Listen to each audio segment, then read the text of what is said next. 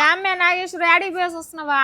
ఇంట్లో షాంపులు అయిపోయినాయి వదినా, అక్కడ సుందరమ్మ అంగట్లో పోయి కొనుక్కొస్తున్నా. డబ్బులుంటే మాత్రం టౌన్ కి ఎగేసుకుని పోయి కొనుక్కొచ్చుకునేది, డబ్బులు లేకపోతే మాత్రం ఊళ్ళో సుందరమ్మ అంగిడి కనిపిస్తుందా? అప్డేటస్ వచ్చేదానికా? ఆ పొద్దున చాలు గానే, మేము ఉండే అప్పు అంతా తీర్చేసి తీసుకోవచ్చునా. భలే తీర్చుంటావు కానీ అప్పు నాకు తెలుసా, 3 నెలలు అప్పు రాసి పెట్టుకోండిదాడా.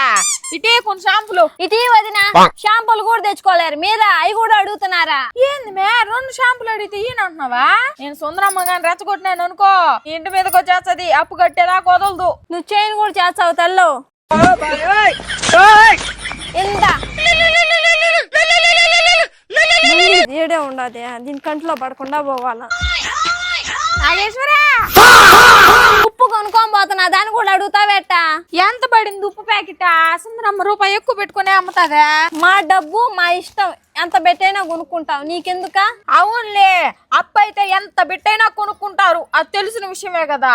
ఏందో దినా, మా అప్పేమన్నా నువ్వు కడతావా? ఎందుకు అలా మాట్లాడుతున్నావు? మీ అప్పు నేను తీర్చే పని అయితే ఎందుకు నువ్వు ఎత్తుకొని పోయిన దాంట్లో కోసరు కొంచెం కొంచెం తీసుకుంటానా? ఒక రవ్వ ఉప్పు వేసిపో.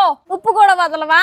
నా తల్లి, దీన్ని చెంపలేం గానే, ప్యాకెట్ నువ్వే తీసుకో, నేను వేరే తీసుకుంటా. ఏంట్రా ఇది? ఏం చేస్తున్నావే బయట?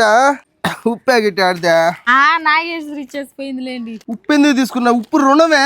రుణం లేని మనుషులు ఎవరున్నారండి ఈ కాలంలో? మీకు నేను రుణం, నాకు మీరు రుణం, ఈ చుట్టుపక్కల వాళ్ళందరికీ మనం రుణం. రుణం ఎట తీసుకుంటారు తెలుసా? ఎట్టా?